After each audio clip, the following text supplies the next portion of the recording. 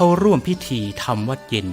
เจริญเมตตาภาวนาสั่งสมปารมีทั้ง10 ทัศอันมีทานปารมีเป็นต้นและมีอุเบกขาปารมีเป็นที่สุดนั้น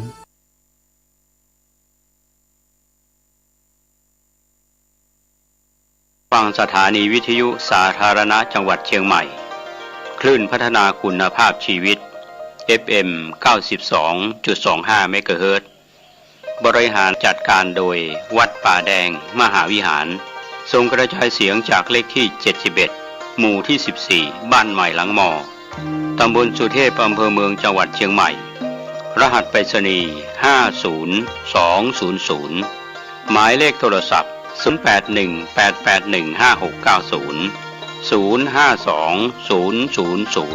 0520000636-7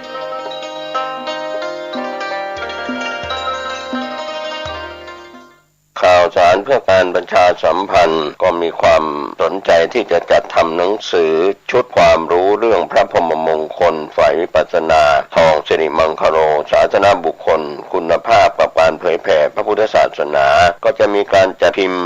2,500 เล่มภาษาไทย 2,000 เล่มภาษาอังกฤษ 500 เล่มท่านที่สนใจร่วมบุญบริจาคได้ที่บัญชีธนาคารกรุงไทยเลขที่บัญชี5111714-383ชื่อบัญชีพระครูภาวนาโสภิตบุญ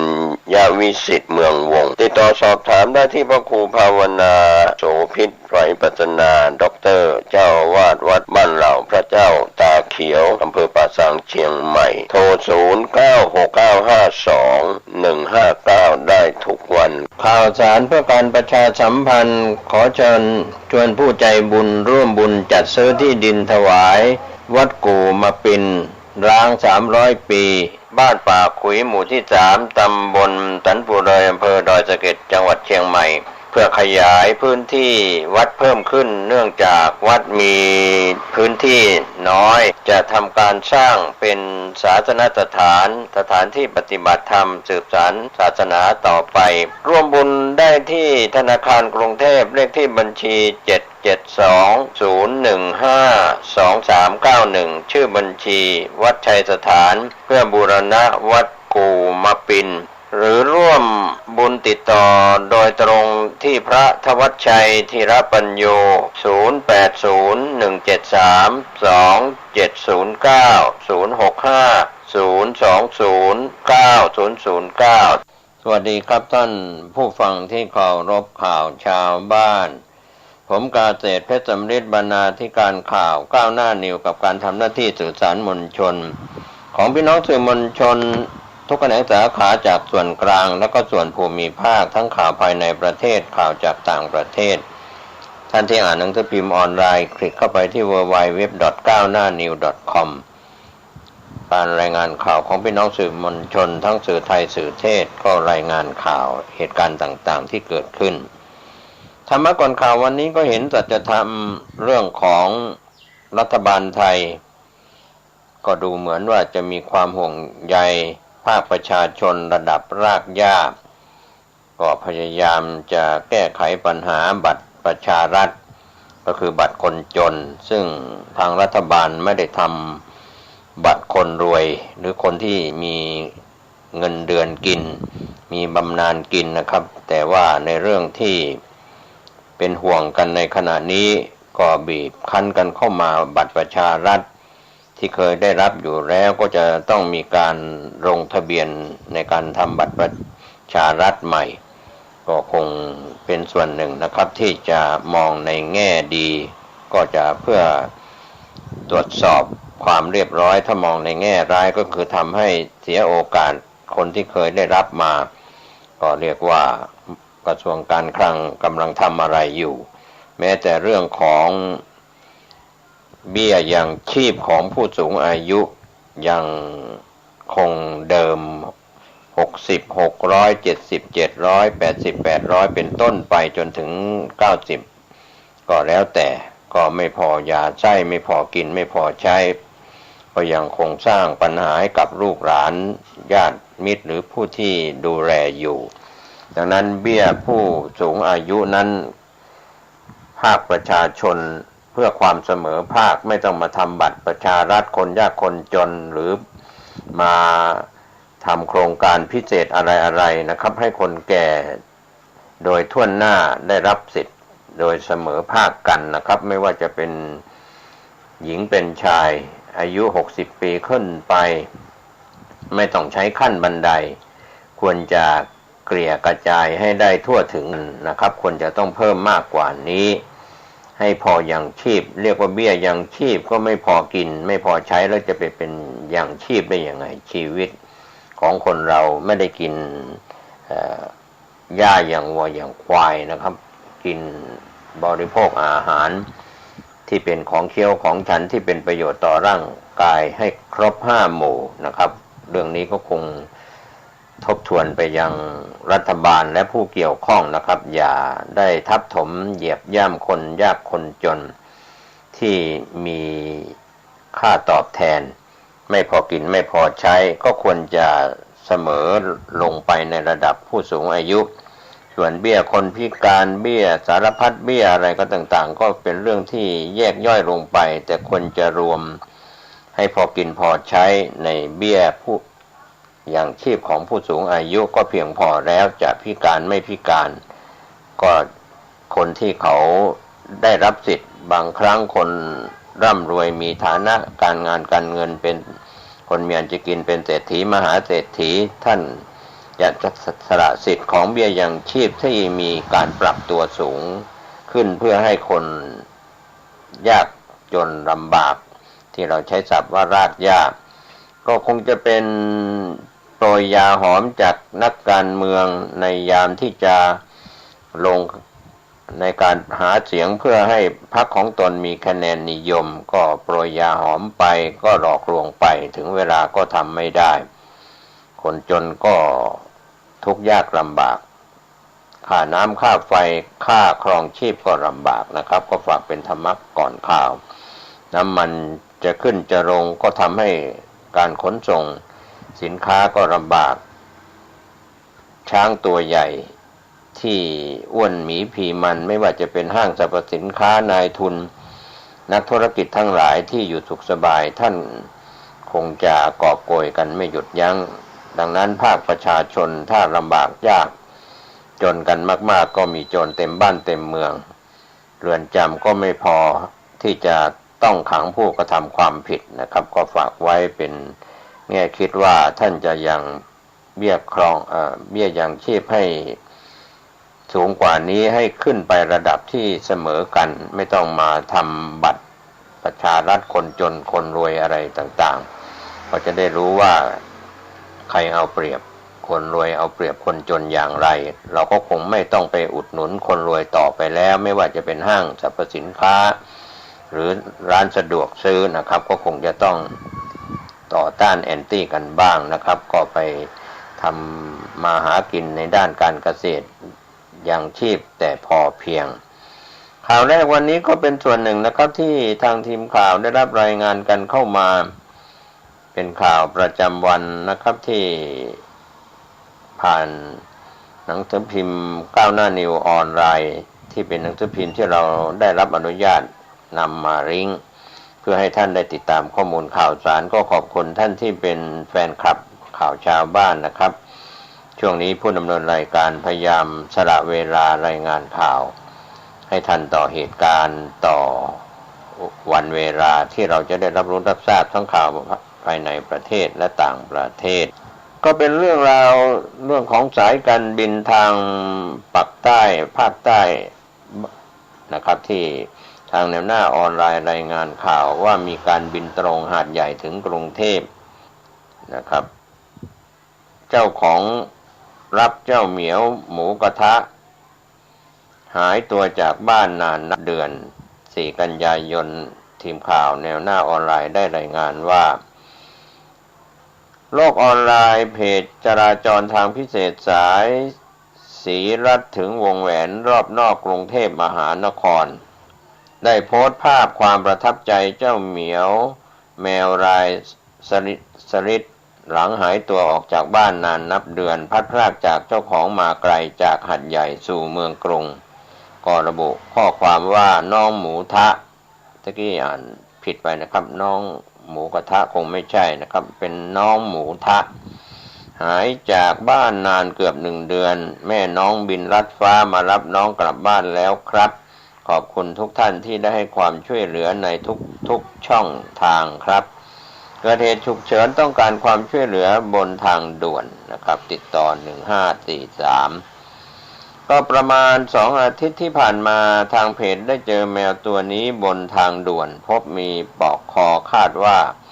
มีเจ้าของจึงประกาศตามหาจนเจ้าของตัวจริงพบเห็นจึงติดต่อขอรับตัวไปจำได้ว่าเป็นแมวของตนเองชื่อหมูทะหายออกจากบ้านนานนับเดือนจึงขึ้นเครื่องบินตรงจากหัดใหญ่มากรุงเทพเพื่อรับน้องหมูทะกลับบ้านครับก็เป็นเรื่องราวการบินกับการรับน้องแมวชื่อหมูทะนะครับภาพข่าวที่เราได้รับรายงานจากแนวหน้าออนไลน์นะครับแม้แต่สัตว์เดรัจฉานที่เราเลี้ยงไว้ก็ยังมีความหมายมีความรักความผูกพันกันทุกคนทุกครอบครัวนะครับวันนี้มีเรื่องที่เป็นสาระนำมาฝากจากแนวหน้าออนไลน์ก็คนส่วนใหญ่มักจะไม่นิยมนำพระที่แตกหรือหักมาไว้ในบ้านคำสอนของหลวงปู่ดูได้กล่าวไว้ในอดีตที่ผ่านมาเป็นเรื่องราวที่น่าสนใจนะครับที่เราควรจะเข้าใจว่าหลวงปู่ดูนั้นท่านสอนถึงเหตุผลว่าสมัยก่อนข้าเป็นฆราวาสก็ห้อยพระหักเพราะเสียดายของเมื่อก่อนใช้ลวดถักเดี๋ยวนี้ยังเห็นเขาใช้กันไม่เห็นเป็นไรก็ผู้เขียนได้กล่าวถึงหลวงปู่ดูกล่าวว่าความจริงเป็นอะไรหรือไม่เพราะเคยฟังมาแม้แต่พระสมเด็จวัดระฆังที่แตกหักยังนำชิ้นส่วนมาแกะเป็นองค์เล็กๆใช้บูชากัน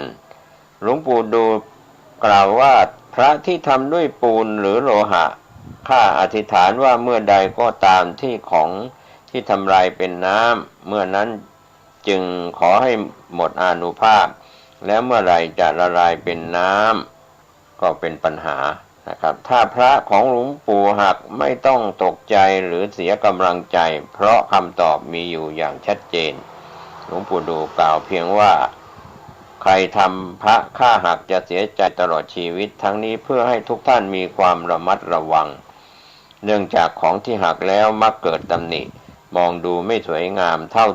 ของที่มีสภาพสมบูรณ์ส่วนทางด้านผู้เขียนเรื่องนี้ที่กล่าวถึงหลวงปู่ดูว่าการซ่อมแซมพระพุทธรูปองค์ใหญ่ๆที่คอหักหรือชำรุดนั้นก็มีอานิสงส์มากหรือน้อยกว่าการสร้างใหม่หลวงปู่ก็ตอบว่าตามพระไตรปิฎกกล่าวว่าซ่อมมีอานิสงส์มากกว่าการสร้างใหม่ก็คัดลอกมาจากหนังสือ37เรื่องเล่าธรรมะลึกซึ้งเข้าใจง่ายของหลวงปู่ดูพรหมปัญโยวัดสแกตำบลธนูอำเภออุทัยจังหวัดพระนครศรีอยุธยานะครับก็เรื่องคำสอนพระหักจากหลวงปู่ดูนะครับท่านเป็นพระเกจิอาจารย์ชื่อดังแม้ท่านจะละสังขารไปแล้วแต่คำสอนก็ยังมีคนพูดถึงคิดถึงอยู่ก็คงเป็นเรื่องที่เปรียบเทียบระหว่างวัตถุที่หักกับทางด้านจิตใจนะครับมีส่วนที่ทำให้เราได้เข้าใจว่ามีความหมายเราจะบูชาพระเครื่องพระบูชาหรือพระพุทธรูปไหว้พระตามวัดวารามต่างๆก็พยายามส่งเข้าไปที่จิตใจความรู้สึกนึกคิดว่าเราได้ไหว้พระกราบพระแล้วเรามีความสุขมากน้อยแค่ไหนครับไม่ใช่แขวนพระเต็มคอแต่ว่ามีใจเหี้ยมโหดโกรธง่ายเป็นโจรเป็นขโมยอะไรอย่างนั้นก็คงใช้ไม่ได้ครับคง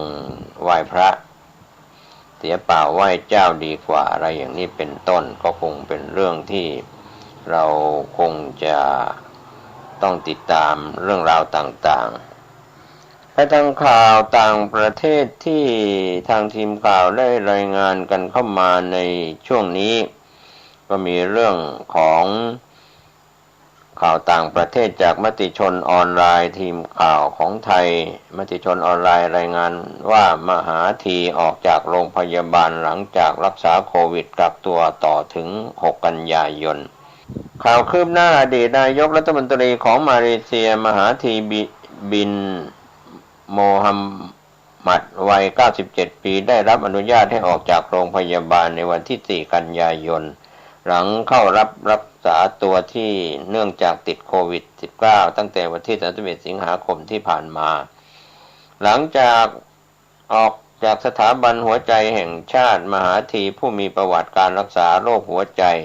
จะเข้ารับการกักตัวต่อที่บ้านพักถึงวันที่6 กันยายนตามข้อมูลของนายมหาธีเองรวมถึงข้อมูลของรัฐบาลมาเลเซียนายมหาธีได้รับวัคซีนป้องกันโควิดมาแล้วทั้งสิ้น3 เข็มโดยเข้ารับการฉีดวัคซีนโควิดครั้งล่าสุดเมื่อเดือนพฤศจิกายน 2564 มหาธีบินโมฮัมหมัดเคยนั่งเก้าอี้นายกรัฐมนตรีของมาเลเซียนานถึง22 ปีตั้งแต่ปีค.ศ. 1981 ถึง 2003 และได้กลับเข้ารับตำแหน่งอีกครั้งในปีค.ศ. 2018 ขณะมีอายุ 92 ปีหลังชนะการเลือกตั้งโค่นพรรคอัมโนซึ่งเป็นพรรคการเมืองเก่าที่ตัวเขาเองเคยเป็นหัวหน้าพรรคแต่รัฐบาลภายใต้การนำของมหาธีสิ้นสุดลงหลังจากชนะการเลือกตั้งไม่ถึง2 ปีให้หลังครับก็เป็นเรื่องราวที่กล่าวถึงข่าวต่างประเทศโดยมหาธีออกจากโรงพยาบาลหลังรักษาโควิด -19 กับตัวต่อถึง6 กันยายน 2565 นี้ครับข่าวคืบหน้าคงจะได้รายงานให้ท่านได้รับรู้รับทราบกันก็มีเรื่องราวที่น่าสนใจในช่วงนี้ข่าวจากผู้จัดการออนไลน์รายงานจากทิพานันท์ย้ำบิ๊กตู่ทำตามกระบวนการพิจารณาคดีไม่กดดันศาลชี้เอกชนเชื่อมั่นบิ๊กป้อมเศรษฐกิจไม่สะดุด4 กันยายนทีมข่าวได้รับรายงานจากนางสาวทิพานันท์สิริชนะรองโฆษกประจำสำนักนายกรัฐมนตรี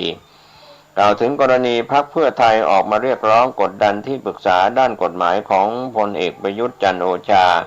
รัฐมนตรีว่าการกระทรวงกลาโหมแนะนำให้ยอมแพ้ไม่ต่อสู้กระบวนการพิจารณาของศาลรัฐธรรมนูญว่าเรื่องนี้เป็นไปตามขั้นตอนของกฎหมายเมื่อมีผู้ร้องในศาลรัฐธรรมนูญให้วินิจฉัยกรณีการดำรงตำแหน่งนายกรัฐมนตรีและศาลก็ได้สั่งให้หยุดปฏิบัติหน้าที่พลเอกประยุทธ์ก็หยุดปฏิบัติหน้าที่ตามคำสั่งศาลและตามกระบวนการวิธีพิจารณาคดีของศาลก็กำหนดให้ผู้ถูกร้องชี้แจงทางทีมกฎหมายของพลเอกประยุทธ์ก็ได้ดำเนินการชี้แจงตามข้อกฎหมายตามที่ถูกร้องไม่ได้มีหน้าที่ตัดสินหรือไปเกี่ยวข้องใดๆให้เสียกระบวนการศาลรัฐธรรมนูญจะเป็นผู้ตัดสินเองทุกอย่างดำเนินการไปตามบทบัญญัติของพรป.ว่าด้วยวิธีพิจารณาของศาลรัฐธรรมนูญ 2561 ซึ่งเป็นไปโดยไม่ได้มีพฤติกรรมกดดันศาลเลยแตกต่างจากการเคลื่อนไหวของพรรคเพื่อไทยที่กำลังทำอยู่ในขณะนี้จึงขอให้ทุกฝ่ายระมัดระวังในการแสดงความคิดเห็นนางสาวทิพานันท์ยังกล่าวอีกว่าการชี้แจงของทีมกฎหมายไม่ใช่เครื่องฟอกขาวให้ใครเพราะเรื่องนี้ไม่ใช่เป็นเรื่องของการกระทำความผิดทุจริตต่อหน้าที่เป็นปัญหาการตีความข้อกฎหมายดังนั้นพรรคเพื่อไทยจึงไม่ควรสื่อสารให้สังคมเกิดความสับสนตนยืนยันว่าพลเอกประยุทธ์ยึดมั่นในหลักนิติธรรมไม่ใช่เรื่องจำได้หรือจำไม่ได้ว่าดำรงตำแหน่งมากี่ปีเพราะนี่คือวิธีทางกฎหมายคือชี้แจงข้อกฎหมายดังนั้นพรรคเพื่อไทยจึงควรเคารพกฎหมายและรอฟังคำวินิจฉัยของศาลรัฐธรรมนูญส่วนการทำหน้าที่รักษาการนายกรัฐมนตรีของพลเอกประวิตรวงษ์สุวรรณรองนายกรัฐมนตรีที่กล่าวหาว่าไม่ให้ความสำคัญกับพรรคขออภัยไม่ให้ความสำคัญกับพลเอกประยุทธ์นั้นนางสาวทิพานันท์กล่าวเพิ่มเติมว่าพลเอกประวิตรเข้ามาบริหารประเทศในระหว่างที่รอการพิจารณาของศาล เ พื่อให้นโยบายต่างๆขับเคลื่อนไปได้อย่างไม่เกิดสุญญากาศเสียงจากภาคเอกชนก็เกิดความเชื่อมั่นล่าสุดนายธนิตโสรัตน์รองประธานสภาองค์กรนายจ้างผู้ประกอบการค้าและอุตสาหกรรมก็ระบุว่าการมีพลเอกประวิตรเข้ามารักษาราชการแทนไม่ส่งผลกระทบให้ธุรกิจหรือเศรษฐกิจสะดุดหรือเกิดความกังวลใดๆพลเอกประวิตรท่านมีความรู้และความสามารถท่านมีทั้งแรงปัญญาแรงใจแรงกายที่จะบริหารประเทศไม่ให้สะดุดและที่สำคัญท่านสั่งการและทำงานที่ประเทศไทยไม่ใช่จากต่างประเทศทันเวลาทันใจจริงใจต่อการพัฒนาชาติแน่นอนนางสาวทิพานันท์กล่าวนะครับก็ขอบคุณทีมข่าวจาก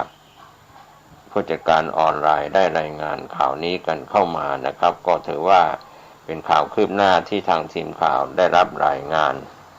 ด้านข่าวไทยโพสต์ออนไลน์รายงานว่าที่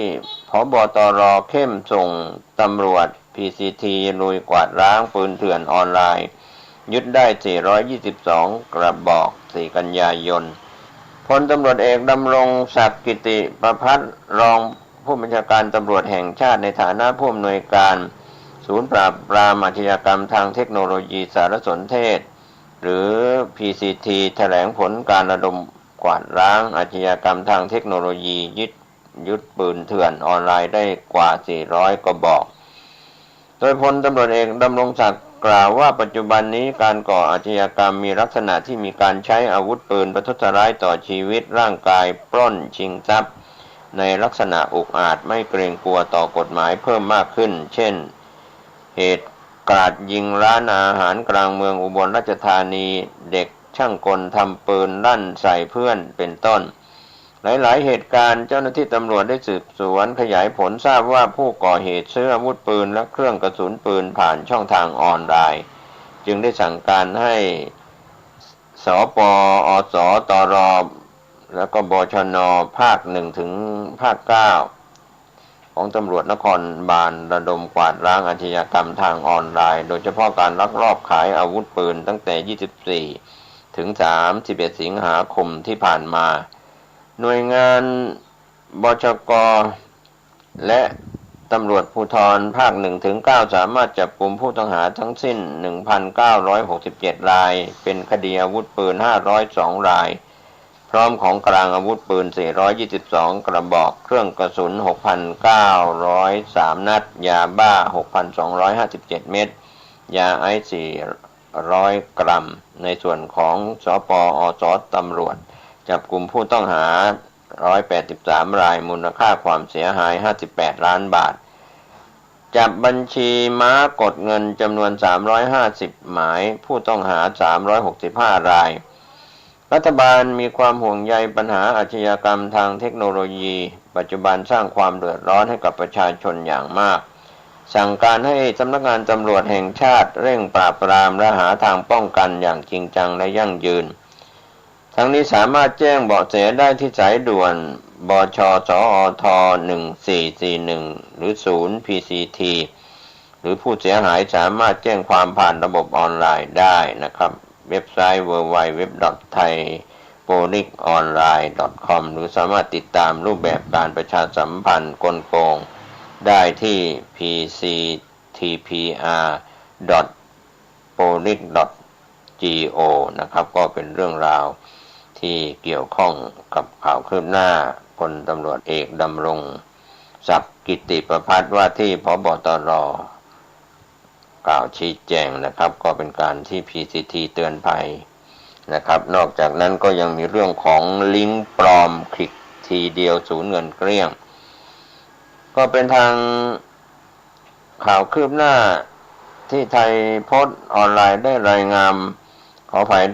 งานว่า PCT เตือนภัยลิงก์ปลอมคลิกทีเดียวสูญเงินเกลี้ยงบัญชีสำนักงานตำรวจแห่งชาติโดยพลตำรวจเอกดำรงศักดิ์กิติประภัสรองผู้บัญชาการตำรวจแห่งชาติในฐานะผู้อำนวยการศูนย์ปราบปรามอาชญากรรมทางเทคโนโลยีสารสนเทศสำนักงานตำรวจแห่งชาติหรือ PCT ชี้แจงว่าคนร้ายใช้วิธีโทรศัพท์หาผู้เสียหายอ้างตัวเป็นเจ้าหน้าที่ สรรพากรหลอกส่งลิงก์เว็บไซต์ปลอมถอนเงินจากบัญชีผู้เสียหายพลตำรวจเอกดำรงศักดิ์กล่าวถึงวิธีการของคนร้ายจะอ้างเป็นเจ้าหน้าที่สรรพากรบอกเหยื่อว่าไม่ได้ยื่นชำระภาษีประจำปี 2564 เมื่อพูดคุยสอบถามรายละเอียดถ้าเหยื่อมีรายได้ไม่ถึง 150,000 บาทสรรพากรจะดำเนินการคืนภาษีให้โดยส่งลิงก์ซึ่งเป็นเว็บไซต์ปลอมที่มีหน้าตาเหมือนเว็บไซต์ของสรรพากรจริงๆให้ผู้เสียหายเข้าไปลงทะเบียนและเมื่อผู้เสียหายกดขอคืนเงินภาษีในเว็บไซต์ดังกล่าวก็จะส่งรหัส OTP 6 ตัวแจ้งเข้ามาในเครื่องโทรศัพท์ของเหยื่อจากนั้นคนร้ายก็จะขอรหัสไปและจะสามารถเข้าควบคุมเครื่องโทรศัพท์ของผู้เสียหายถอนเงินจากบัญชีผู้เสียหายไปจนหมดบัญชีนอกจากนั้นยังได้ข่มขู่เอาเงินเพิ่มจากผู้เสียหายโดยอ้างว่ามีภาพหรือข้อมูลลับที่ได้จากเครื่องของผู้เสียหายเรื่องนี้ทางรองผู้บัญชาการตำรวจแห่งชาติยังกล่าวต่อว่าวิธีป้องกันตนเองต่อภัยโจรทางออนไลน์ในหลากหลายรูปแบบในกรณีนี้สามารถป้องกันได้ 1. ควรตรวจสอบตัวสะกดลิงก์เว็บไซต์ต่างๆในช่องเว็บเบราว์เซอร์ว่าถูกต้องตรงตามจริง 2. ข้อความรหัสตัวเลข 3-6 ตัวรหัส OTP ที่ส่งมายังเครื่องของท่านหากท่านไม่ทราบที่มาที่ไปไม่ควรแจ้งให้ผู้อื่นทราบ 3. การติดต่อจากเจ้าหน้าที่ของรัฐทุกครั้งควรตรวจสอบจากเบอร์กลางของหน่วยงานนั้นๆและกรณีเจ้าหน้าที่สรรพากรไม่มีนโยบายขอคืนภาษีผ่านการดำเนินการทางโทรศัพท์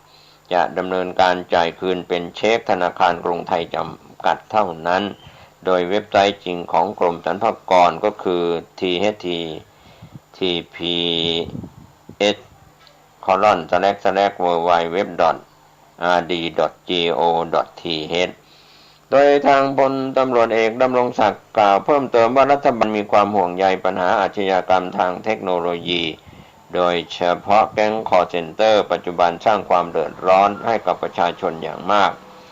สั่งการให้สำนักงานตำรวจแห่งชาติเร่งปราบปรามและก็หาทางป้องกันอย่างจริงจังซึ่งปัจจุบันศูนย์ PCT ก็มีการเตือนภัยพี่น้องประชาชนรูปแบบกลโกงของคนร้ายรวมทั้งสิ้น18วิธีหากสงสัยจะตกเป็นเหยื่อสามารถปรึกษาได้ที่สายด่วนบช.สอท1441หรือศูนย์ PCT 0818663000ผู้เสียหายแจ้งความผ่านระบบออนไลน์ได้นะครับก็เป็นการจะได้ทราบรูปแบบกลโกงของคนร้ายต่อไปนะครับก็เป็นเรื่องราวที่น่าสนใจเรื่องของตำรวจไซเบอร์ที่มีความห่วงใยโดยนโยบายของตำรวจแห่งชาติตรวจสอบได้เลยนะครับเช็คเลยกฎหมายจราจรใหม่โทษหนักติดคุกปรับอวม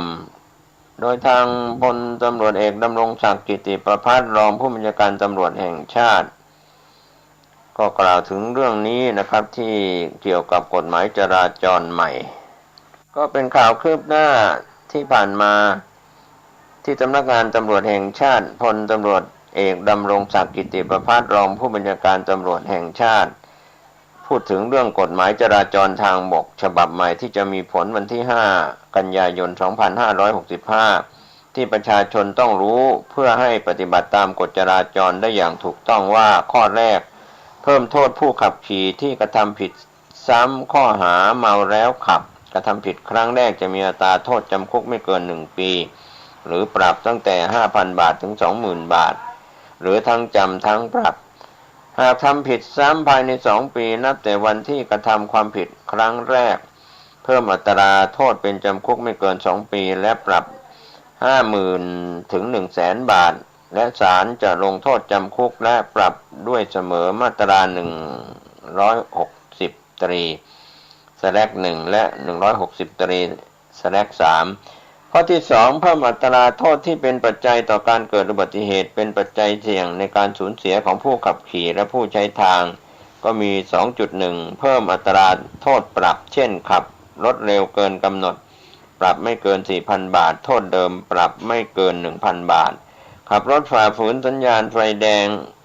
ปรับไม่เกิน 4,000 บาท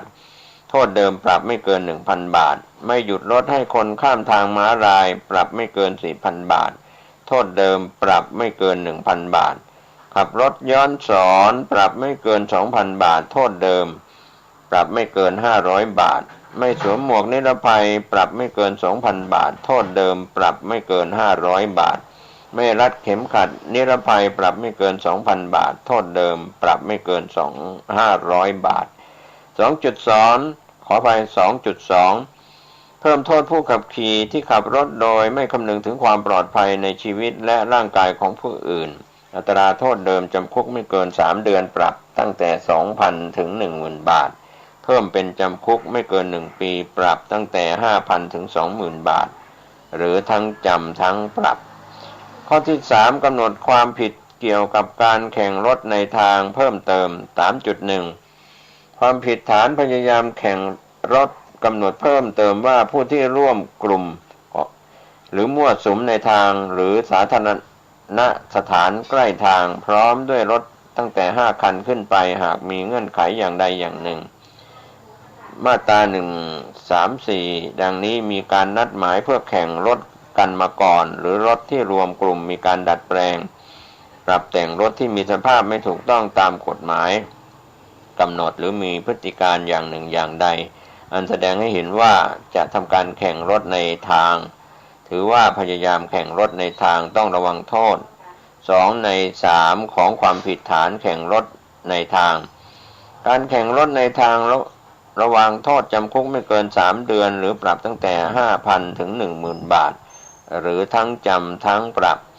3.2 เพิ่มโทษสำหรับผู้จัดและกำหนดโทษใหม่สำหรับผู้โฆษณาประกาศชักชวนให้มีการแข่งรถอัตราโทษเดิมจำคุกไม่เกิน3เดือนหรือปรับตั้งแต่ 2,000 ถึง 10,000 บาทหรือทั้งจำทั้งปรับเพิ่มเป็นโทษจำคุกไม่เกิน6เดือนหรือปรับตั้งแต่ 10,000 บาทถึง 20,000 บาทหรือทั้งจำทั้งปรับตามมาตรา134/1 3.3 กำหนดโทษใหม่สำหรับร้านรับแต่งรถเมื่อรถนั้นถูกนำไปใช้แข่งรถในทางต้องรับโทษในฐานะผู้สนับสนุนคือต้องระวังโทษ2ใน3ของความผิดฐานแข่งรถในทางการแข่งรถในทางระวังโทษจำคุกไม่เกิน3เดือนหรือปรับตั้งแต่ 5,000 ถึง 10,000 บาทหรือทั้งจำทั้งปรับมาตรา 134/2 4. กำหนดเรื่องการรัดเข็มขัดนิรภัย 4.1 รถที่ติดตั้งเข็มขัดนิรภัยได้ผู้ขับขี่และผู้โดยสารต้องรัดเข็มขัดนิรภัยทุกที่นั่งเช่นรถยนต์นั่งส่วนบุคคลรถตู้ 4.2 สำหรับรถกระบะผู้ขับขี่และผู้โดยสารต้องรัดเข็มขัดนิรภัยในที่นั่งตอนหน้ากรณีเป็นรถกระบะ2ตอนผู้โดยสารตอนหลังต้องรัดเข็มขัดนิรภัยด้วยหากฝ่าฝืนไม่รัดเข็มขัดตามข้อ 4.1 และ 4.2 ต้องระวังโทษปรับไม่เกิน 2,000 บาทเรื่องนี้ทางรองผู้บัญชาการตำรวจแห่งชาติกล่าวทิ้งท้ายว่าสำหรับการนั่งบริเวณแคปหรือนั่งท้ายกระบะสามารถนั่งได้โดยไม่ต้องรัดเข็มขัดนิรภัยแต่ต้องนั่งไม่เกินจำนวนที่กำหนดในลักษณะที่ปลอดภัยและผู้ขับขี่ต้องขับขี่ด้วยความเร็วตามที่สำนักงานตำรวจแห่งชาติประกาศกำหนดส่วนประกาศกำหนดอยู่ระหว่างการพิจารณาของสำนักงานตำรวจแห่งชาติและหน่วยงานที่เกี่ยวข้องซึ่งจะแล้วเสร็จภายใน4ธันวาคม2565อันนี้ก็ถือว่าเป็นกฎเหล็กที่ประกาศออกมาเป็นกฎหมายมีผลบังคับใช้ไทยโพสต์ออนไลน์ได้รายงานเช็คเลยกฎหมายจราจรใหม่โทษหนักติดคุกปรับอ่วมก็เริ่ม5กันยายน2565นี้เป็นต้นไปนะครับข่าวคืบหน้าจะได้รายงานให้ท่านได้รับรู้รับทราบกันวันนี้ข่าวชาวบ้านหมดเวลาลงผมเกษตรเพชรสำริดบรรณาธิการข่าวก้าวหน้านิวข อบคุณไปยังพี่น้องสื่อมวลชนทุกแขนงสาขาจากส่วนกลางและส่วนภูมิภาคทั้งข่าวภายในประเทศและข่าวจากต่างประเทศท่านที่รับชมรับฟังข่าวชาวบ้านโปรดใช้วิจารณญาณในการรับข้อมูลท่านจะเดินทางขึ้นเหนือร่องใต้ในช่วงนี้ติดตามการพยากรณ์อากาศจากกรมอุตุนิยมวิทยาหรือศูนย์อุตุนิยมวิทยาประจำภาคเดินทางปลอดภัยสวัสดีครับวันนี้รายการธรรมะปกิณกะก็มาพบมาปะกับพอออกไม่ออกญาติโยมท่านผู้ฟังทั้งหลายอีกเช่นเคยในวันเวลาเดียวกันนี้และก็ทางสถานีวิทยุแห่งนี้อาตมาภาพตู้เจ้าวัดหนองตองห่างดงจังหวัดเชียงใหม่นำเอาธรรมะมามาจามาเล่ามาขานเพื่อแก่ศรัทธาท่านทั้งหลายได้รับฟังกันเอาละต่อไปนี้เอามาไหว้พระสวดมนต์ฉบับย่อเพื่อเป็นการระลึกนึกถึงคุณแห่งพระพุทธพระธรรมพระสงฆ์และยึดเอาพระรัตนตรัยแก้วสามประการมาเป็นสรณะที่พึ่งในทางด้านจิตใจก็จะเป็นมงคลต่อชีวิตตลอดไปมาว่าพร้อมๆกันเด้ออะระหังสัมมาสัมพุทโธภควาพุทธังภควันตังอภิวาเทมิกราบพระพุทธสวากขาโตภควตาธัมโมธัมมังนัมมัสสามิกราบพระธรรมสุปฏิปันโนภควโตสาวกสังโฆสังฆังนัมมามิกราบพระสงฆ์ต่อไปก็กล่าวคำนมัสการพร้อมๆกันนะโมตัสสะภะคะวะโตอะระหะโตสัมมาสัมพุทธัสสะนะโมตัสสะภะคะวะโตอะระหะโตสัมมาสัมพุทธัสสะนะโมตัสสะภะคะวะโตอะระหะโตสัมมาสัมพุทธัสสะพุทธังสารนังคัจฉามิธัมมังสารนังคัจฉามิสังฆังสารนังคัจฉามิตุติยัมปิพุทธังสารนังคัจฉามิตุติยัมปิธัมมังสารนังคัจฉามิตุติยัมปิสังฆังสารนังคัจฉามิตติยัมปิพุทธังสารนังคัจฉามิตติยัมปิธัมมังสารนังคัจฉามิตติยัมปิสังฆังสารนังคัจฉามิกรมอุตุประกาศว่าแถวบริเวณวัดหนองตองและใกล้เคียงนับตั้งแต่เมื่อตะวันวามาจนถึงปัจจุบันนี้ยังไม่เห็นมีฝนตก แม้แต่หยดเดียวแต่ว่าตกดึกมาได้ยินเสียงฟ้าร้องพ่อแม่พี่น้องญาติโยมท่านผู้ฟังทั้งหลาย ระยะนี้เป็นระยะที่เราทุกคนนั้นจะเข้าใจกันว่าเดือน12มาเนี่ยเปิ้นปล่อยเพศปล่อยผีมารับของกินของทานมันก็จึงเกิดปัญหาขึ้นว่าจะทานวันใดเปิ้นจะปล่อยวันใด ก็ถามอาตมาภาพอาตมาก็ตอบไปว่าตอนเปิ้นปล่อยนะเฮาก็มาหันเลยเนาะตอนมาฮับเอาก็บ่ฮู้แต่เปิ้นก็เล่าสู่กันฟังสืบต่อกันมาว่า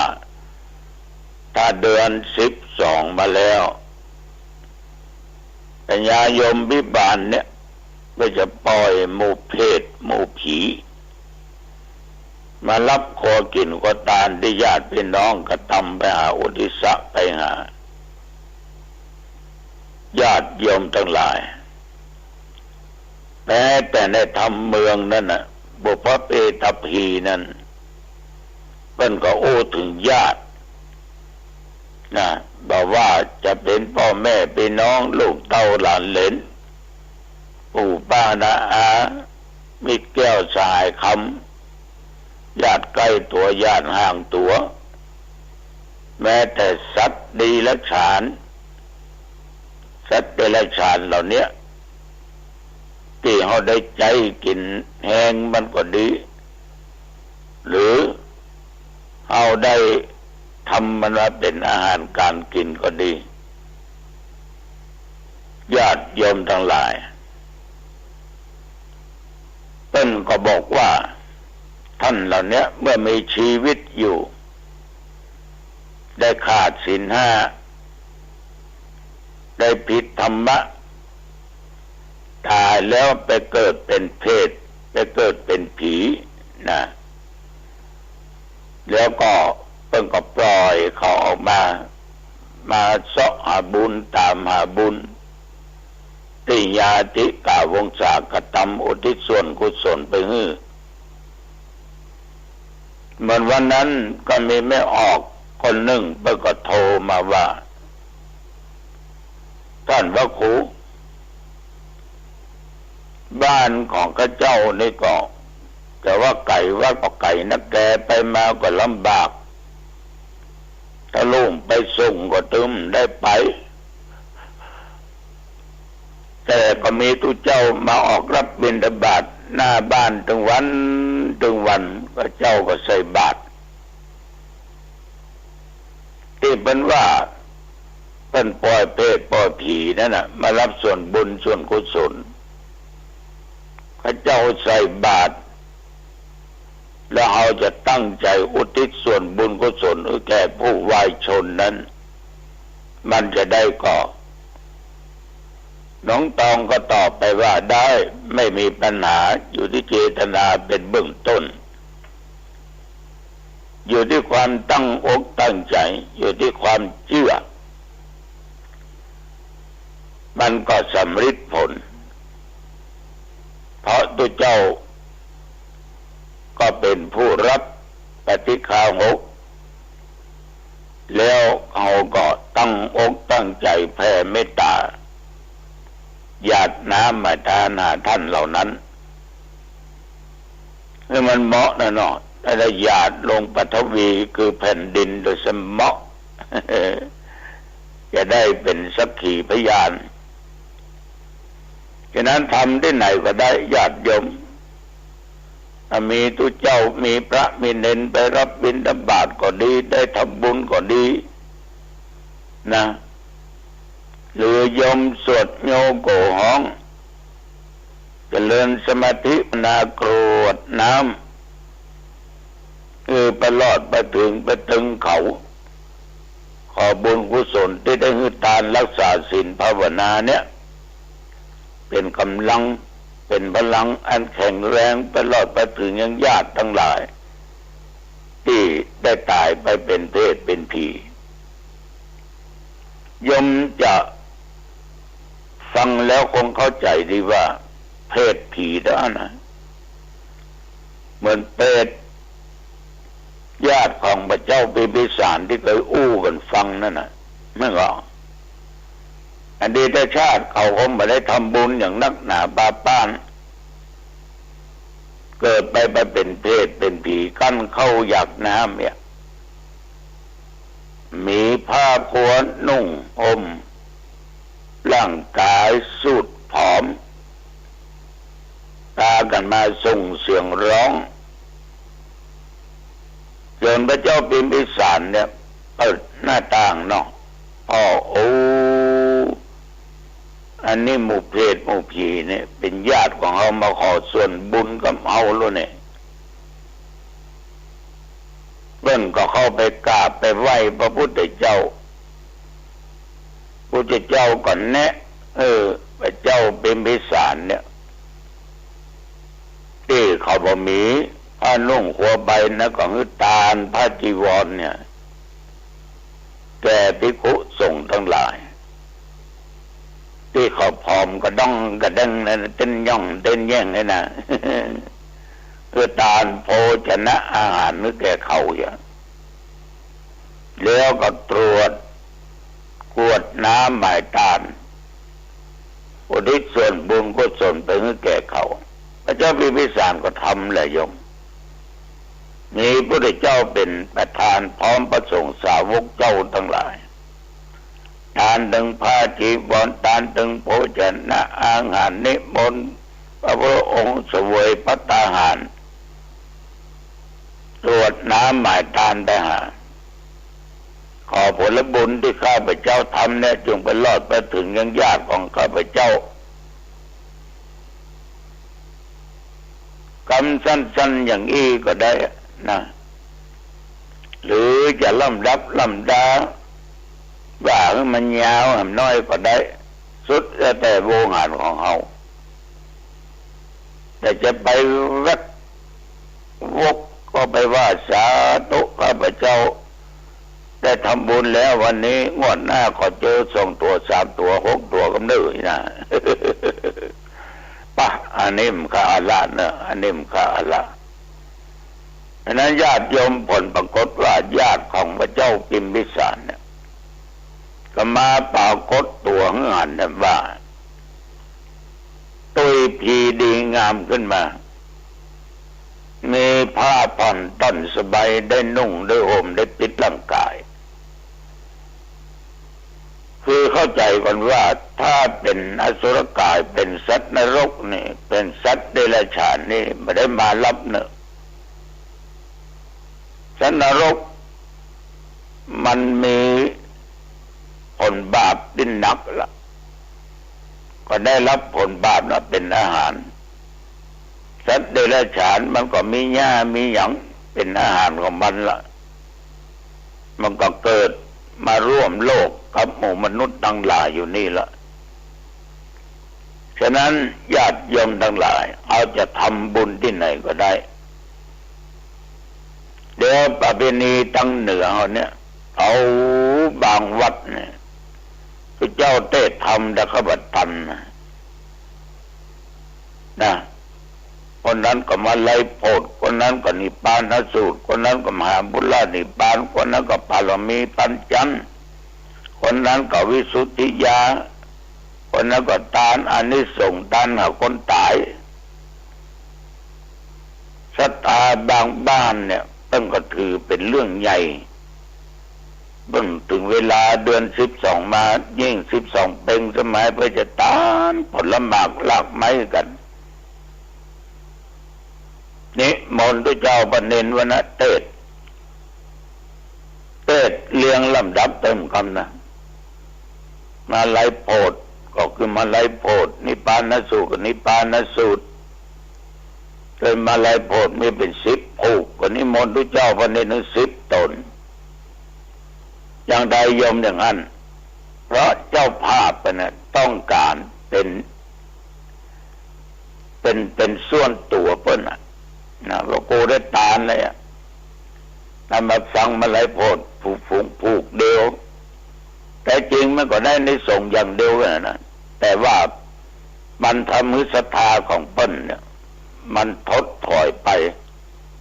มันจะเกิดความผิดหวังแข็งใจไรพอจะเป็นสิบตัวเจ้าเต้ผูกเดียวมันจะทำจิตใจงุดจิตใจงุดงิดเป็นอารมณ์ในทางที่ไม่ชอบในทางอกุศลเกิดขึ้นมามันก็บ่ค่อยได้ผลละอย่างนั้นแต่ถ้าเข้าใจกันหมดใครจะทำอะไรโพดก็ผูกเดียวละนิพพานสูตรก็ผูกเดียวมันก็ถึงได้ทั้งนั้นมันจะถึงจะตึงคนที่ตายไปนั้นมันก็อยู่ที่จิตที่ใจของคนทำตั้งอกตั้งใจฟังย้ำพอตั้งใจแผ่บุญกุศลให้แก่คนที่ตายไปฉะนั้นญาติโยมเดือน12เป็งเนี่ยจะนิยมกันนักแต่จริงทำวันไหนก็ได้เดือน12ออกเดือน12เป็นเดือน12แรมหรือไม่ใช่เดือน12เขาจะทำเดือนหยังวันหยังก็ได้ถ้าอย่างอันปีไหนได้กินตัวเดียวกับคนเขายังกินข้าววัน3 คาบก่อน2 คาบก่อนเนี่ยบ่ายปอไปงานศพงานเลี้ยงเพิ่มเข้าไปมันคาบเนี่ยบางคนไปศพใต้หวดข้าวต้มมาละไปศพเหนือเป็นแจกกันเอาแต่เบี้ยวันนั้นหวดไป5 คาบ5 มื้อเลยอันนี้ปฐทโมสังโฆเดือนหนึ่งปีหนึ่งมีเดือนเดียวมันจะไปอิ่มไปเต็มได้ยังไงเนาะถ้าจะอู้กันตรงๆฉะนั้นจะตานเดือนไหนวันใดก็ได้แต่ว่ามันเล่าขานกันมาอู้จากกันมาเดือน12เป็งเปิ้นปล่อยเพศปล่อยผีกันมันก็เป็นสิ่งที่คนเฮาเนี่ยได้แสดงออกซึ่งความกตัญญูกตเวทิตาต่อคนที่จากไปผู้มีพระคุณทั้งหลายญาติโยมก็เลยกำหนดไว้อย่างนี้เพื่อคนตื่นตัวเตือนสติไม่มีสติตลอดนึกถึงญาติถึงผู้มีพระคุณถึงพ่อถึงแม่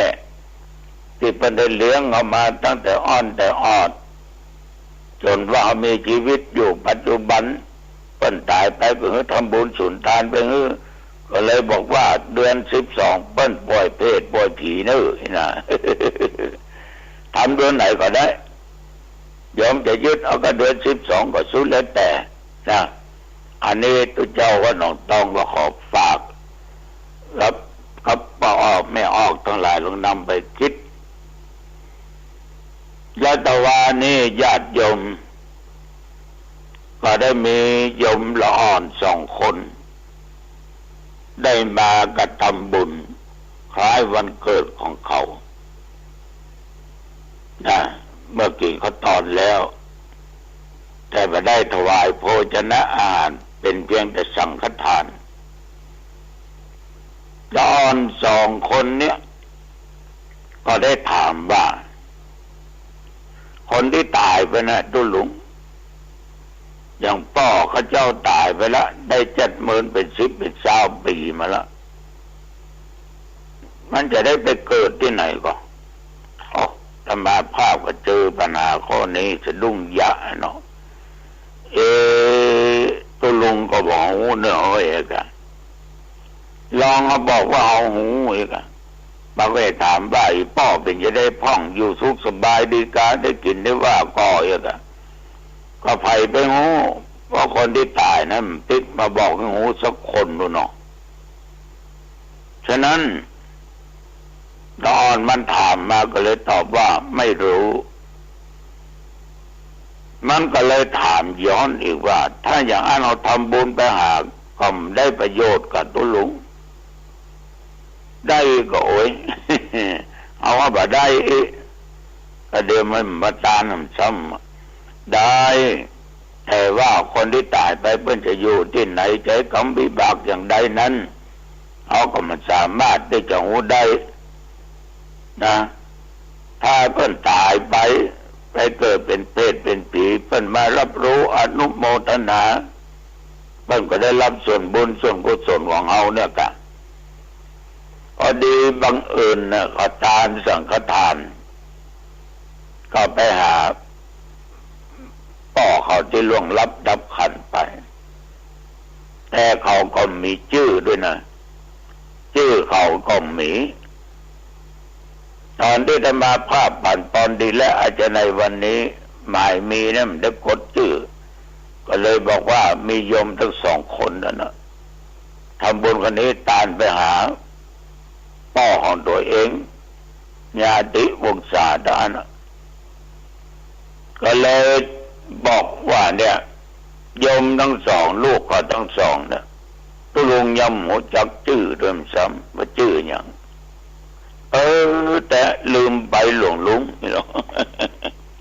แล้วพ่อเธอที่ตายชื่ออย่างก็บอกมาบอกหลวงลุงไปหูได้ยังที่พ่อเธอก็บอกกันเนาะถ้าเธอก็ตึงหาก่อเวลาที่ตุลุงเนี่ยปั่นปอนให้เธอขึ้นกับเจ้าอันนั้นดีละแสดงว่าจิตของเธอตั้งมั่นเป็นสมาธิดีนึกถึงพ่อชื่อนั้นที่ล่วงลับดับขันไปถ้าท่านบัณฑิตขันอะไรอย่างเพื่อก็คงมารับรู้อนุโมทนาส่วนบุญกินบุญทานนี่ก็จะไปลอดถึงตึงเขาอันนี้ตาไหนเขียนจะแรงเนี่ยเนอะอย่างจะแรงก็เขียนชื่อแล้วก็โอ้ยเนาะบ่งชื่อคนตายบ่งชื่อคนตายอ่ะมันเหมือนเอาส่งจดหมายนะอย่างนี้ส่งถึงนายคำนามสกุลบอกแล้วบ้านเลขที่หมู่ที่บ้านตำบลอำเภอจังหวัดหมายเลขรหัสมันต้องอย่างนี้วันหนึ่งจะถึงอันนี้จะส่งจดหมายไปให้เพื่อนชื่อกำจานะสองกับไผแล้วก็ไผไปผู้ส่งก็หมีรุดไปสนีมันไปหูว่าจะไปส่งหรือไผแล้วจะเอาคืนหรือไผมันหมูหรอกชื่อเขาก็หมีชื่อคนที่เขาส่งก็หมีอ่ะมีที่อยู่มีที่อย่างตัวอย่างชัดเจนเนี่ยมันก็เหี้ยโลโคนั่นแหละนะฉะนั้นฉันใดก็ฉันนั้นอุตส่าห์เขียนเนอะชื่อและตานไปหื้อไผ่มันก็มีปัญหาบางคนก็ว่าตานขันเดียวได้ก่อนตานนึกถึงพ่อถึงแม่ถึงปู่ถึงญาติก็ได้ก็ไปมีปัญหาอย่าง มีปัญหาจะตานคนละขันก็ได้5 คนรวมกันเป็น1 ขันก็ได้ใส่นักๆเห็นน้อยเนาะตักแกงใส่นักๆเข้านักๆวันน้อยเดิมไปอิ่มอย่างพระเจ้าว่าอย่างเขาจะว่าพระเจ้าขี้ขาดแต่กันนะมั้งฉะนั้นญาติโยมท่านผู้ฟังทั้งหลายทำอย่างก็คือมันพอดีมันเหมาะมันตึงเนาะมันเหมาะก็ไปใจว่าเกินไปเกินดีไปก่มใจน้อยละไปก่มใจก็หลายคนโลดที่เขาจะตามไปหามันมีโลดหลายท่านหลายคนเหมือนกันเพิ่นก็ทำไปตามฐานะของเพิ่นบ่พร้อมแต่เพิ่นพร้อมมีศรัทธาเจตนาที่จะกระทำบุญเพิ่นก็ทำไปตามฐานะก็อยู่ที่จิตเจตนาของเพิ่นฉะนั้นญาติโยมเดือน12เนี่ยโยมจะทานทำจะทานขันเข้าจะทานผ้าจะทานอย่างก็สุดและแต่โยมนะทำกันไปเถอะก็เป็นการแสดงออกซึ่งความกตัญญู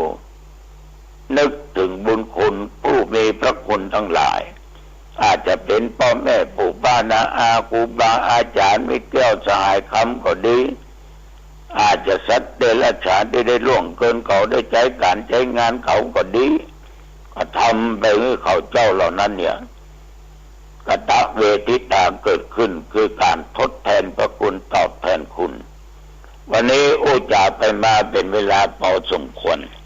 อายุวันโนสุขังพลังพบกันใหม่โอกาสหน้าเจริญพร สวัสดีครับท่านผู้ฟังที่เคารพสารธรรมดีๆวันนี้ผมเกษตรเพชรสำริดวิทยากรก็นำเรื่องราวต่างๆเป็นการเพิ่มพูนปัญญาบารมีของท่านผู้ฟังทั้งทางใกล้ทางไกลที่รับฟังกันทั้งภาคปกติและก็ออนไลน์ในปัจจุบันนี้นะครับท่านผู้ฟังในฐานะเราจะเป็นชาวพุทธหรือต่างศาสนิกที่เป็นผู้นับถือศาสนาอื่นก็ตามจะเป็นชาวพุทธหรือศาสนิกในศาสนาอื่นเชื่ออะไรเชื่อว่าตราบใดที่เรายังมีเครื่องเศร้าหมองคือกิเลสความเจริญความสำเร็จในส่วนอื่นของชีวิตก็ไม่สามารถที่จะนำเราไปสู่ความสุขที่แท้จริงได้เรียกว่าเป็นความสุขที่จอมปลอมเป็นความสุขที่ไม่ถาวรที่เป็นนิรามิตสุขก็ไม่ได้เพราะว่าสุขที่ไม่ต้องอิงอามิตรทุกวันนี้จากการกินกามเกียรติก็เป็นสุขแบบจอมปลอมผู้รู้เท่านั้นนะครับท่านผู้ฟังที่จะเข้าสู่นิรามิตสุขสุขที่ไม่ต้องอิงอามิตรก็คือการที่รักษาศีลเจริญภาวนากรรมฐานแผ่เมตตาไหว้พระสวดมนต์นะครับที่ฉลาดแบบนี้ก็ทำให้เครื่องเศร้าหมองเบาบางไปด้วยพรหมวิหารเมตตากรุณามุทิตาอุเบกขาความเห็นแก่ตัวของบรรพชิตหรือคฤหัสถ์ก็ตามย่อมมีเพราะว่าเครื่องเศร้าหมองอยู่ในใจอยู่ภายในความโลภคืออยากความโกรธคือโทสะความหลงคือโมหะอวิชชาความไม่รู้ความเศร้าหมองใหญ่ๆเหล่านี้ทำให้เราไม่ได้พบความสุขที่แท้จริงแม้บางคนก็บอกว่าจะเป็นคนยังเป็นเด็กเป็นหนุ่มเป็นสาวเป็นผู้มีวัยที่แข็งแรงก็บอกว่าจิตใจเข้มแข็งแต่ว่าจิตใจเข้มแข็งที่ยังไม่สามารถจะปล่อยวางเครื่องเศร้าหมองได้เป็นเศรษฐีขี้โลภเป็นนักวิชาการขี้โลภเป็นพลเมืองของชาติของแผ่นดินที่โลภโมโทสันไม่รู้จักจบไม่รู้จักพอทะยานอยากนี่แหละคำว่าเสียสละไม่ได้ปล่อยวางไม่ได้คนเราตายล้มหายตายจากไปบาทเดียวก็เอาไปไม่ได้เงินทุกบาททุกสตางค์ทรัพย์สินเงินทองแม้จะบอกว่าทำพินัยกรรมฝากเป็นมรดกไปถึงใครคนนั้นก็เอาไปไม่ได้แต่มีการกินใช้สอยประโยชน์ในปัจจุบันเท่านั้นมีแต่บุญกับบาปเท่านั้นคือคุณงามความดีที่เป็นความดีแล้วก็สิ่งที่เป็นอกุศลเป็นบาปที่ทำความชั่วไว้ในสังคมดังนั้นวันนี้สังคมจะนิยมท่านเป็นคนดีหรือจะเป็นคนร้ายจะเป็นคนที่ถูกต้องตามทำนองครองธรรมตามหลักศีลธรรมหรือจะเป็นคนผิดเพราะทำผิดกฎหมายผิดเพราะอำนาจบาดใหญ่ที่โลภโมโทสันไม่รู้จักจบสิ้นดังนั้นหลายท่านต้องเข้าใจคำว่าความสุขที่แท้จริงเป็นอย่างไรสุขจอมปลอมเป็นอย่างไรคำว่าอิสระก็ต้องรู้ความหมายธรรมะที่เป็นอิสระย่อมมีอิสระไม่ได้เป็นทาสใครหลายท่านวันนี้ต้องอยู่ใต้อานัตของใครเป็นทาสของใครหญิงเป็นทาสของหญิงชายเป็นทาสของชายหรือหญิงชายเป็นทาสหรือใครที่เป็นผู้บังคับบัญชาที่มีผู้บังคับบัญชาเป็นส่วนที่ใช้ผู้ใต้บังคับบัญชาเป็นทาสขาดความสำนึกว่าเขาก็มีชีวิตจิตใจเป็นมนุษย์เหมือนกันจะเป็นคนต่างดาวเท้าต่างแดนหรือเป็นคนที่อยู่ในถิ่นในประเทศนั้นๆมีสัมมโนครัวหรือจะเป็นคนต่างดาวก็ล้วนแล้วแต่ต้องการความเป็นอิสระดังนั้นวันนี้อิสระชนที่แท้จริงก็คือผู้มีธรรมะเป็นอิสระเป็นใหญ่จึงจะได้ความเป็นประชาธิปไตยก็ไม่ต้องพาดพิงไปถึงที่เรารณรงค์หาเสียงกัน ว่าคนนั้นดีพรรคนั้นดีกลุ่มนั้นดีเราไม่สามารถจะมีดัชนีชี้วัดได้ว่าดีอยู่ในใจเราเห็นเป็นกราฟให้เห็นว่าดีอย่างไรชั่วอย่างไรแต่อากัปกิริยาด้วยการพูดด้วยการแสดงออกทางร่างกายและก็ความรู้สึกที่แสดงออกก็จะเป็นผักชีโรยหน้าจะโกหกหน้าตายหรือจะมีความจริงใจดังนั้นเปอร์เซ็นต์ของการพูดจริงทำจริงบอกว่าใช่ก็บอกว่าใช่ถูกก็บอกว่าถูกผิดก็บอกว่าผิดไม่ใช่ก็บอกว่าไม่ใช่ไม่ถูกก็บอกว่าไม่ถูกไม่ใช่ลิ้นไม่มีกระดูกพูดบิ้นป้อนกลับไปกลับมาวันนี้เราเป็นห่วงหลายท่านที่ทำตัวเป็นลิ้นไม่มีกระดูกเดี๋ยวพูดอย่างหนึ่งเปลี่ยนเป็นอย่างหนึ่งไม่เป็นผู้หลักไม่เป็นผู้ใหญ่จะระดับชาติบ้านเมืองหรือระดับท้องถิ่นหรือระดับสถาบันครอบครัวก็ตามวันนี้ถ้าเรากลับไปมองดูตัวอย่างของเรื่องง่ายนิดเดียวที่หลายท่านเคยผ่าตัดเชื้อโรคแม้แต่เชื้อโรคที่หมอได้ทำการศัลยกรรมผ่าตัดจะอยู่ภายในตั้งแต่หัวจดเท้าเมื่อไปหาหมอคนไข้ก็บอกว่าหมอจุกจิกจู้จี้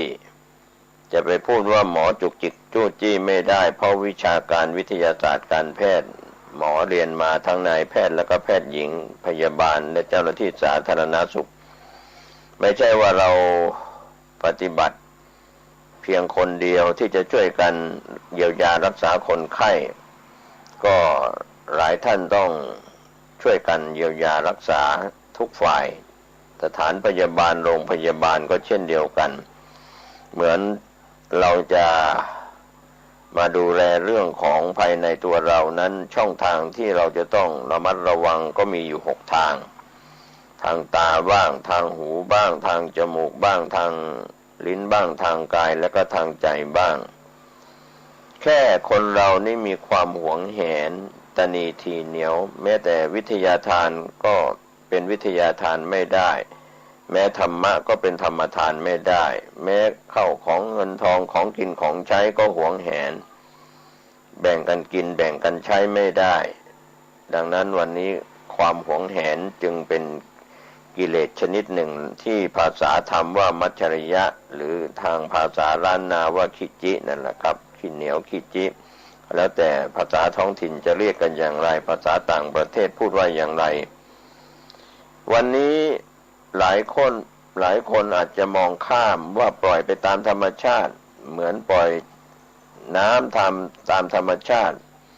น้ำจากที่สูงย่อมไหลลงสู่ที่ต่ำจิตใจของคนเราถ้าไปเข้าสู่สังคมนิยมที่นิยมสิ่งที่ผิดก็จะไหลลงต่ำไปเรื่อยๆแต่ว่าสังคมที่นิยมสวนกระแสทวนกระแสเหมือนเข็นคกขึ้นดอยหรือเราขับรถขึ้นเนินที่สูงขึ้นทางลาดทางชันขึ้นสู่ยอดดอยก็จะมีความลำบากเรียกว่าทวนกระแสถือว่าต้องปรับตัวในการที่จะปรับตัวมาใช้ธรรมะก็บอกบางคนบางท่านถือตัวถือตนแก่เกินไปเป็นพระคุณเจ้าเป็นพระภิกษุเป็นสามเณรเป็นบรรพชิตเป็นพระครูเป็นเจ้าคุณเป็นพระราชาคณะเป็นสมเด็จพระราชาคณะหรือเป็นพระในนิกายต่างๆก็เป็นจริงๆเป็นเสียจริงๆอัตตาตัวตนเต็มที่เต็มร้อยก็ความจริงก็มีการสมมุติเอาผ้าพันกายเป็นผ้ากาสาวพัสก็เป็นพระภิกษุเป็นภิกษุณีสามเณรีสิกขมานาในสมัยอดีตในสมัยพุทธกาลก็เป็นอย่างนั้นปัจจุบันก็เป็นพระภิกษุสามเณรเป็นแม่ชีเป็นคฤหัสถ์ชายหญิงก็แล้วแต่จะเรียกกันก็เป็นการสมมุติกันแต่ว่าบางคนบางท่านก็หลงตัวหลงตนมากเกินไปเป็นด็อกเตอร์ก็เป็นด็อกเตอร์จริงๆความจริงก็ใบกระดาษทำให้เราเป็นด็อกเตอร์จบปริญญาเอกหรือดุษฎีบัณฑิตหรือปริญญาโทปริญญาตรีหรือไม่จบการศึกษาแต่ก็ใช้ความสามารถที่เรียนรู้จากธรรมชาติมีลูกเต็มบ้านมีหลานเต็มเมือง คนที่ขยันทำมาหากินลุกขึ้นแต่เช้าขยันทำมาหากินประกอบการค้าการขายการทำงานก็เรียกว่าลุกขึ้นทำงานเก็บหอมรอมริบที่เกิดจากการค้าขายจากการทำงานซื้อถูกขายแพงอะไรตามกำไรไม่มากแต่ว่าอยู่ได้ปัจจุบันนี้ก็ไม่รู้ว่าใครหลอกใครระหว่างจะแบ่งกันจ่ายคนละครึ่งหรือแบ่งกันอย่างไรก็เรียกว่าคนที่เก็บเงินเก็บทองของกินของใช้เหลือกินเหลือใช้ก็มีบางคนก็เมื่อมีรายการคนละครึ่งขึ้นมาก็ของมีอยู่แล้วก็อยากจะซื้อความจริงก็ไม่ได้ถูกนะครับคิดว่าคนละครึ่งก็เป็นการหมุนเวียนของด้านเศรษฐศาสตร์ความจริงเราหามาได้เท่าไหร่ก็เต็มร้อยเท่านั้นมาหามาได้1 บาทก็ได้เก็บไว้1 บาททีนี้เรามองดูเหมือนเป็นเรื่องที่ดีได้เปรียบเสียคนละครึ่งความจริงก็เป็นการชี้เบาะแสถึงความที่เราจะได้มาอะไรที่เป็นของได้มาฟรีๆนั้นอย่าไปหวังอย่าไปคาดหวังมากสิ่งที่เราจะได้รับของฟรีจึงบอกว่าไม่มีในโลกทำงานแล้วก็หวังผลตอบแทนนั่นเป็นเรื่องของธุรกิจเรื่องของการงานแต่การบำเพ็ญทานในทางพระพุทธศาสนาการบริจาคนั้นไม่หวังผลตอบแทนก็สมดุลวันนี้ท่านยิ่งให้ก็ยิ่งได้ยิ่งมีคนที่ให้เป็นชีวิตประจำวันก็จะได้สิ่งที่ได้ไม่เคยได้ก็เคยไม่เคยได้ก็ได้ไม่เคยมีก็มีคนที่ไม่ให้ก็ไม่ได้ไม่มีเพราะว่าตนเองไม่ได้ทำไว้ไม่ว่าจะเป็นเรื่องของทรัพย์สินเงินทองเข้าของสิ่งต่างๆสะสมไว้ต้องกินต้องใช้ศัพท์แบบคนโบราณอาจารย์บัณฑิตพูดว่ากินได้ถ่ายออกบางคนเก็บทรัพย์สินเงินทองเข้าของทรัพย์สมบัติทั้งเคลื่อนที่ได้และไม่ได้มีชีวิตที่อยู่อย่างแร้นแค้นลำบากมีเงินมีทองกองท่วมหัวเรียกว่ามีเงินฝากธนาคารมากเป็นแสนล้านแต่ไม่กินไม่ใช้ในยามที่ตนเองจะกินก็ไม่ได้กินยามที่ตนเองจะใช้สอยต่างๆตามความจำเป็นก็ไม่ได้ใช้เรียกว่าใช้ชีวิตประจำวันที่แบบอัตคัดขัดสนเพราะความกลัวจะหมดจะสิ้นเมื่อให้ไม่ได้ก็มีไม่ได้ดังนั้นความหวงแหนจึงเกิดขึ้น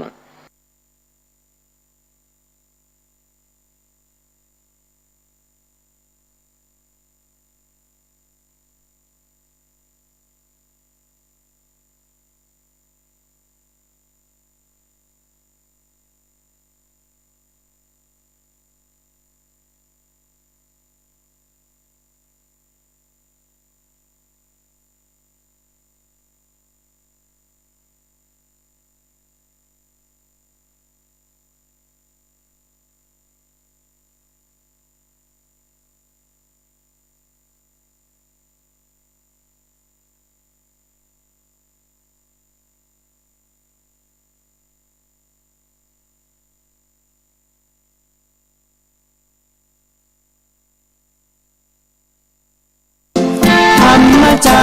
ริกธรรมจาริก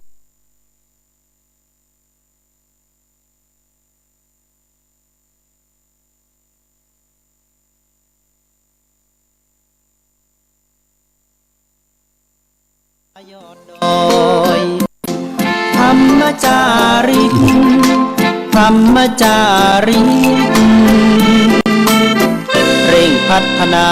ให้มีชีวิตสุขแสงสว่างส่องทางสร้างความดีให้มีความสุขความทุกข์หายไปธรรมจาริกธรรมจาริกธรรมจาริ